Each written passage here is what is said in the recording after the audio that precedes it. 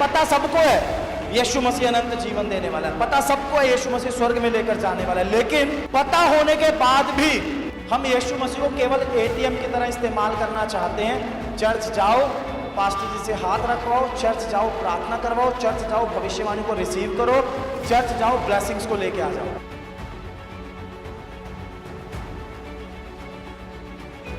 हम इस दुनिया में रहते हुए बहुत सारी जरूरतों को परमेश्वर के सामने हर रोज रखते हैं। एक दिन हम उठते हैं, हमें शरीर में कोई दर्द होता है, कोई प्रॉब्लम होती है, कोई बीमारी होती है, हम सुबह उठते ही प्रार्थना करते हैं प्रभु यीशु हमें चंगा कर। कभी कोई दिन आता है, हम सुबह सुबह चिंता में होते हैं, आज हमें रेंट देना है, आज हमें किराया देना है, आज हमें ट्रांसपोर्टेशन का खर्च देना है, आज हमें किस्त डालनी है। उस दिन हम प्रार्थना करते प्रभु हमें धन की आशीष दे।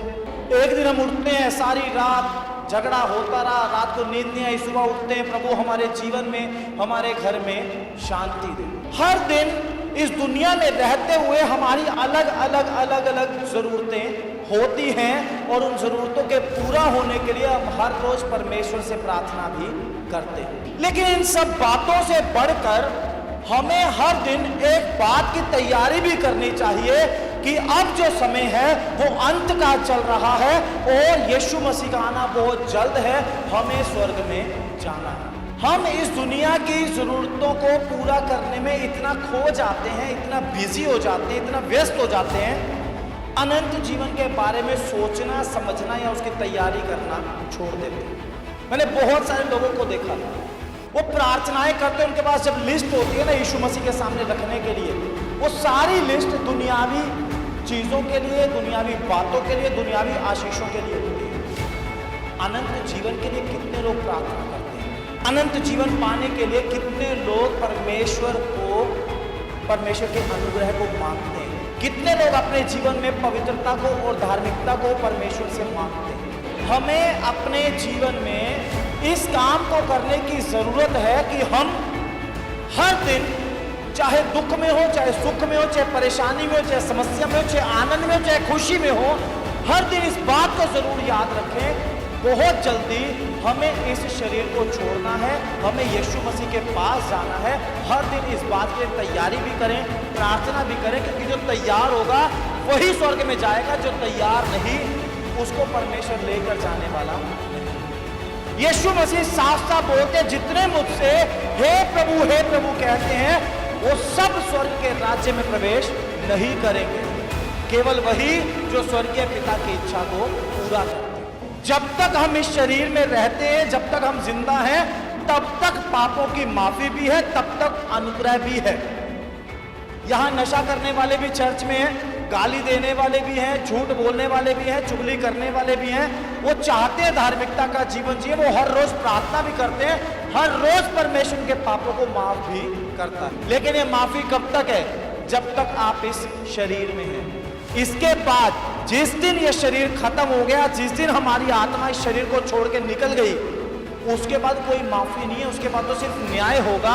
उसके बाद ये देखा जाएगा आपने अपने जीवन में कितनी आज्ञाओं को पूरा किया और कितने पापों को अपने जीवन में किया, उसके आधार पर न्याय होगा, आप स्वर्ग में जाएंगे या नहीं जाएंगे। तो ये जो अनुग्रह का समय है, ये जो परमेश्वर की दया का समय है, इसको हम बेकार में ना जाने दें, इसको इतना फॉर ग्रांटेड ना लें कि हम इसके समय को सिर्फ और सिर्फ धन पाने के लिए, आशीषें पाने के लिए, बरकत पाने के लिए, बिजनेस चलाने के लिए, नौकरी पाने के लिए या पैसा इकट्ठा करने के लिए प्रार्थना करने में बिता दें और अनंत जीवन के लिए तैयार ना हो। जितने लोग अनंत जीवन के लिए तैयार होंगे वो स्वर्ग में जाएंगे, जितनों की तैयारी नहीं वो सब यहाँ रह जाएंगे।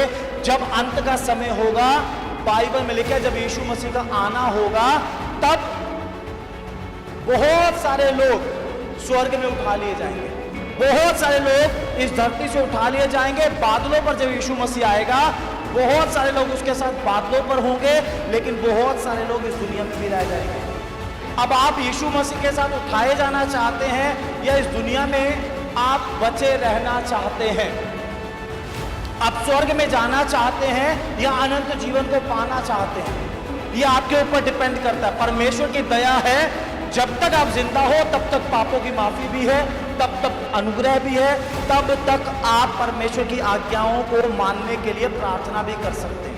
एक बार शरीर खत्म तो सब कुछ खत्म, उसके बाद सिर्फ न्याय है। एक दृष्टांत प्रभु यीशु मसीह ने बोला, उस दृष्टांत से आज मैं आपको अनंत जीवन के बारे में कुछ बातें सिखाना चाहता हूँ। 10 कुंवारियों का दृष्टांत है, उसमें से 5 को बाइबल या यीशु मसीह मूर्ख बोलते हैं और 5 को समझदार बोलते हैं। 10 कुंवारियां हैं, 5 ने तैयारी की, दूल्हा आने वाला है, उन्होंने मशालों में तेल भर लिया। मशालों में तेल भरने के बाद कुप्पी में भी तेल रख लिया, मशाले जलाकर इंतजार करने लगी, दूल्हा आएगा और हम उसके साथ जाएंगे। बाइबल के अनुसार यीशु मसीह हमारा दूल्हा है और हम जो चर्च के लोग हैं, हम जो कलीसिया हैं, हम उसकी दुल्हन हैं। दूल्हा आएगा, हमें तब तैयार होना है कि जब दूल्हा आए हमें लेने के लिए, हम उसके साथ जा सकें।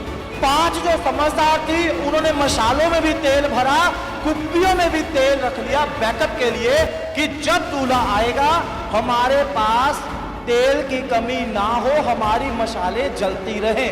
दूसरी 5 है, उनको बाइबल मूर्ख इसलिए बोलती है, तेल तो है उनके पास, लेकिन इतना ही तेल है जो मशालों में है।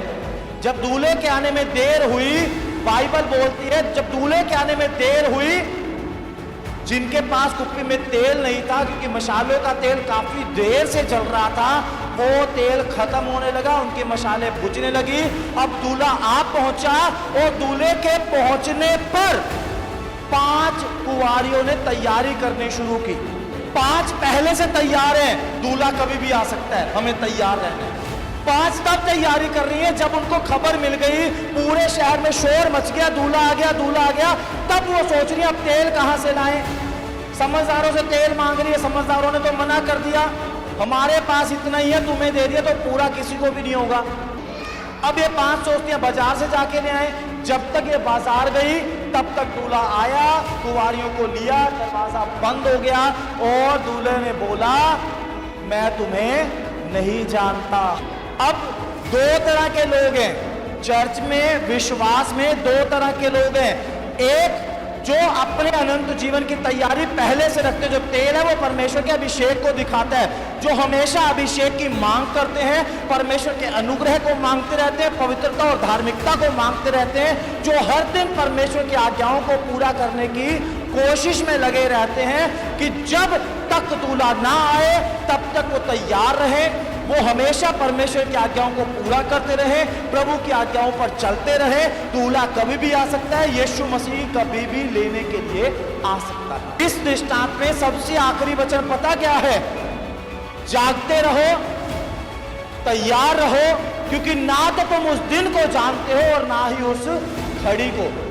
यीशु मसीह कब आएगा कोई जानता है? यहाँ पे मैंने बहुत सारे प्रभु के दासों को, बड़े बड़े स्कॉलर्स को इस बात पे बहस करते हुए देखा है। वो प्रकाशित वाक्य पढ़ते हैं, प्रकाशित वाक्य पढ़ के वो आपस में बहस करते हैं, अभी तो 666 आएगा, उसके बाद ट्रिबुलेशन आएगा, उसके बाद बहुत सताव होगा, उसके बाद यीशु मसीह का आना होगा। वो बहस करते हैं, अभी तो यीशु को आने का बड़ा टाइम है, कोई बात नहीं, चिंता मत करो। यीशु मसीह का आने में हो सकता है टाइम हो। आपको अपनी जिंदगी का पता है? आपके पास कितने मिनट बाकी हैं, कितने घंटे बाकी हैं, कितने दिन बाकी हैं, कितने साल बाकी हैं? आप में से कोई नहीं जानता आपके पास कितना समय बाकी है। अगर आज की रात यीशु मसीह आपको अपने पास बुला ले, आज आपकी जिंदगी का आखिरी दिन हो, आप क्या करोगे? क्या आप तैयार हैं? आज की रात अगर आपके लिए न्याय की रात हो जाए, क्या आप तैयार हैं? आज की रात अगर यीशु मसीह आपको लेने के लिए आ जाए, क्या आप तैयार हैं? अगर आप तैयार हैं, आप स्वर्ग में जाओगे। लेकिन अगर आप उन 5 मूर्ख औरतों की तरह हैं, 5 मूर्ख कुंवारियों की तरह हैं, जो आने के बाद तैयारी करने की कोशिश कर रही हैं, तो कोई भी उसके साथ जाने के योग्य नहीं है। आप बाइबल को पढ़ते हैं, बाइबल में लिखा है अंत का समय नजदीक है।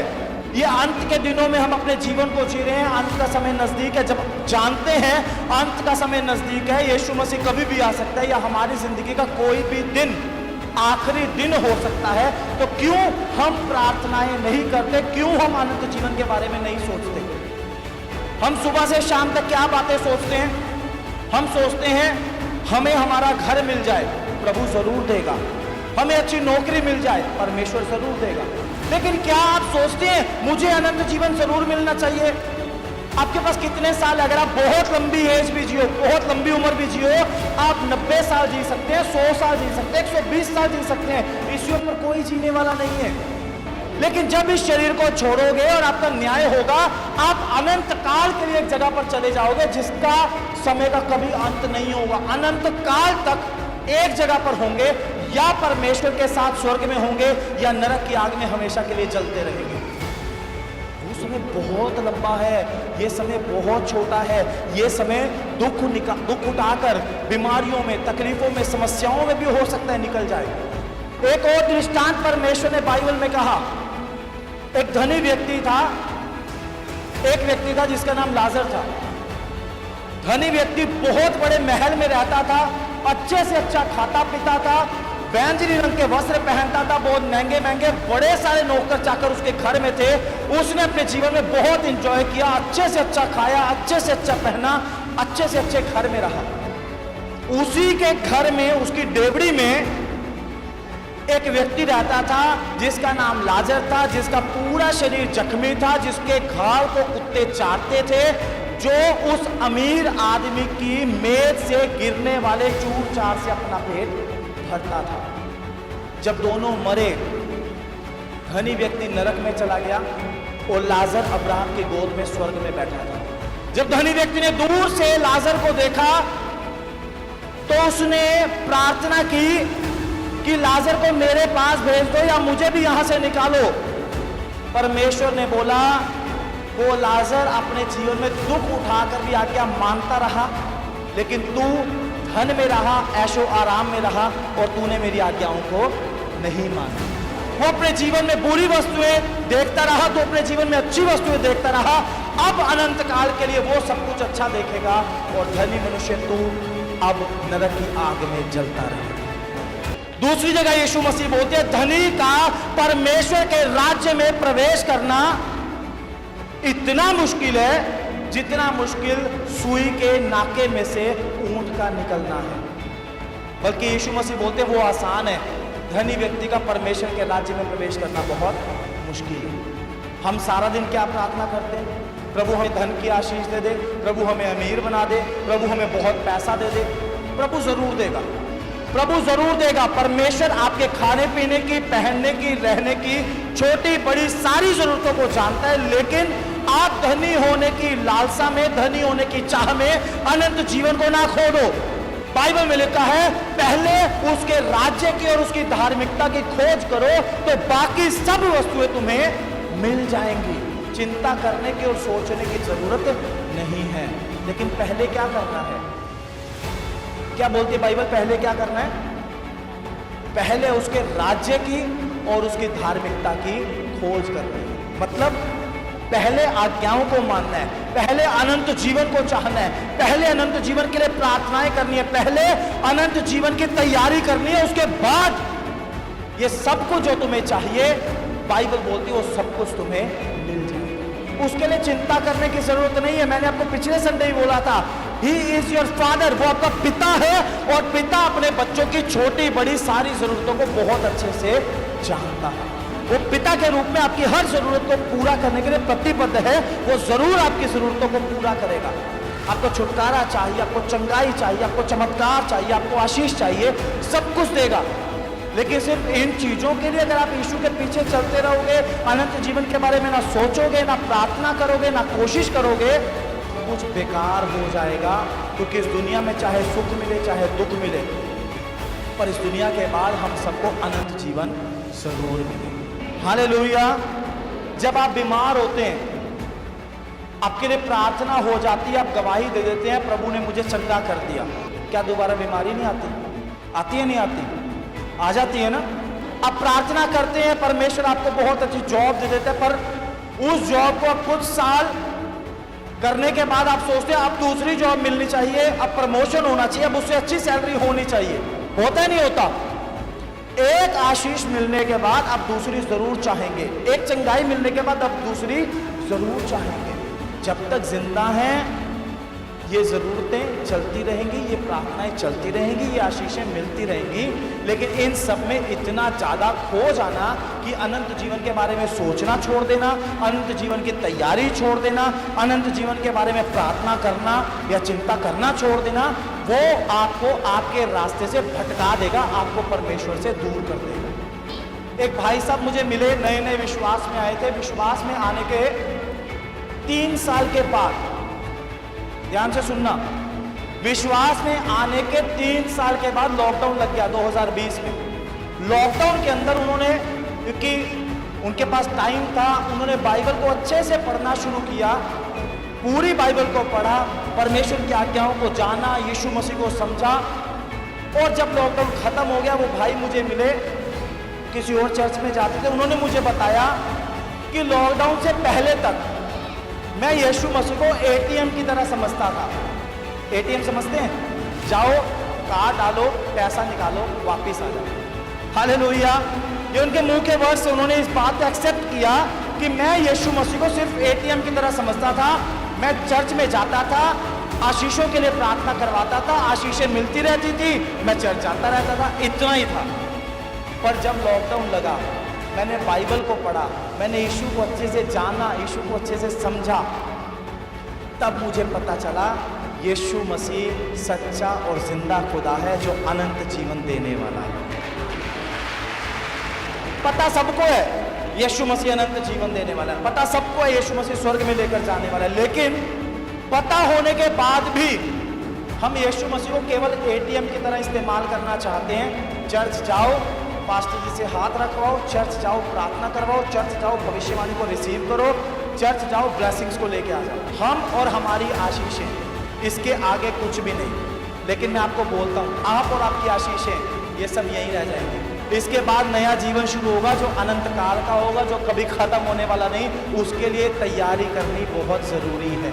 इन 10 कुंवारियों में जो 5 कुंवारियाँ हैं, ये उन विश्वासियों को दिखाती है जो समझदार हैं, जो अपनी तैयारी को पहले से रखती हैं। आप अगर हर दिन, आप सोचो, हर दिन आप प्रार्थना करें, प्रभु आप मुझे अनंत जीवन दो, प्रभु आप मुझे स्वर्ग का राज्य दो, प्रभु जब मैं इस शरीर को छोड़ूं, जब मेरे प्राण यहाँ से खत्म हो, जब मेरी आत्मा इस शरीर को छोड़कर बाहर आए, तो वो मेरी आत्मा आपके पास जाए।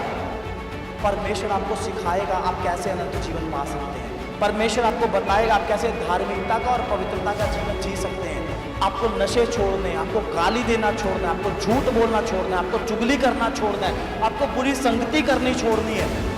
जब आप इन चीज़ों से अलग होते जाएंगे, एक दिन में होने वाला नहीं है काम। आप सोचें आज यहाँ डिसीजन लिया, आज से मैं 100% पवित्र हो जाऊंगा, ऐसा नहीं हो सकता। ये एक प्रोसेस है, इसको टाइम लगेगा। हर दिन आपको इसके लिए प्रार्थना करनी पड़ेगी, हर दिन आपको इसके लिए संघर्ष करना पड़ेगा। सभी भाई बहनों को जय मसीह की। अगर आप दिल्ली या दिल्ली के आसपास रहते हैं तो आप सब जरूर आएं लिविंग ग्रेस चर्च दिल्ली में। अधिक जानकारी के लिए दिए गए नंबर पर संपर्क करें।